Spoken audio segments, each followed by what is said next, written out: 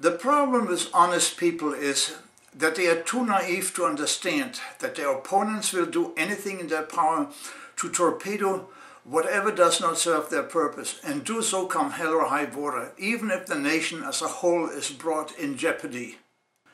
Let me quote J. Edgar Hoover.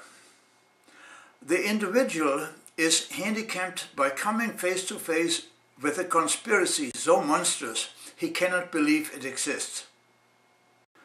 He continues, "The American mind simply has not come to a realization of the evil which has been introduced into our midst. It rejects even the assumption that human creatures could espouse a philosophy which must ultimately destroy all that is good and decent."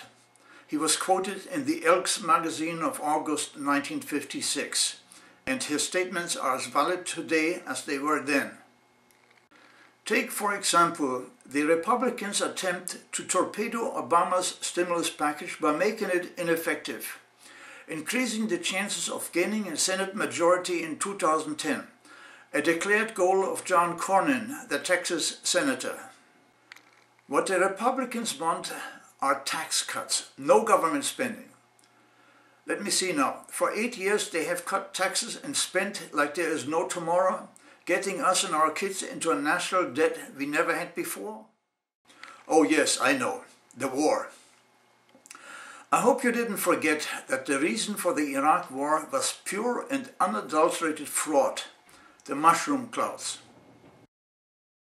To me, it seems like a pattern. Every time we have a Republican in charge, the budget deficit skyrockets. Let's go just back to Ronald Reagan. What did Reagan say? Oh yes. Government is not the solution to our problem. Government is the problem. So let me see now. Our taxes pay for law enforcement, for the fire department, for the Department of Transportation, for education, etc., etc. Due to the loss of tax revenues, our states have ever-growing budget deficits and are in the process of laying off employees, teachers, cops, firemen. Here are some examples of budget deficits. New York, 1.7 billion. Florida, 2.3 billion. New Jersey, 2.1 billion. Illinois, 2 billion. California, $13.7 billion. So let's cut more taxes, so we can add more government employees to the unemployment list. We don't need cops, firefighters, or teachers. Let's keep our kids stupid, so this way they trust our senators. And who cares about the record budget deficits anyway? Well, if you ask me, it sounds to me that tax cuts are the problem, not the solution. In other words, the Republican tax cuts will worsen our recession and not act as a stimulus. Indeed, if we would rely on tax cuts, the money people save would not get spent, rather it will go to pay off debt. Banks have become very reluctant to grant credit, so no stimulus there either. Didn't we just have the experience when we sent checks in February of 2008 to most households? Without any effect whatever, because people used it to pay off their debt. Did it help? Nope. To the contrary, it was in late 2008 that everything fell apart, didn't it?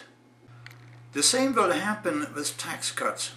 Moreover, since tax cuts do increase the national debt too, we steal from our children without giving them at least an infrastructure or something else of value for our use of their money. Even the Neanderthal economists, the dinosaurs, can see and should see the consequences of tax cuts. So what gives? Could it be that Cornyn, Shelby, Sessions and their brothers want the stimulus to fail? Let's say so that they have a better chance in 2010 to pick up some Senate seats? Now that is a reason to screw the nation.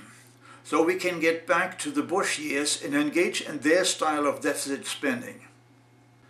Maybe we can even start another war, let's say Iran. Oh yes, they too have a mushroom cloud waiting for us. Let's see who else was into deficit spending. Let's start with Reagan. Wait a second, didn't he say our government spends too much? Our government is too big and it spends too much. Oh, here's a nice graph. Strange that every time we have a Republican president, budget deficits soar and the debt goes up. Now look at Clinton. Wow, what the hell did he do wrong? He actually went into the positive. What a difference a day makes. Make that 8 years. From a surplus, the current federal budget deficit during the first 4 months of this fiscal year, starting in October 2008, hit $888 billion, nearly twice the 2007 figure. Don't get me wrong, what I'm saying is that certain senators have lost their credibility when talking about the reasons for tax cuts. And I'm not saying we should use the infrastructure as the sole goal of our stimulus. We need more. I agree with Krugman. We need to invest in education. We need to invest in becoming independent from hostile nations as far as energy is concerned.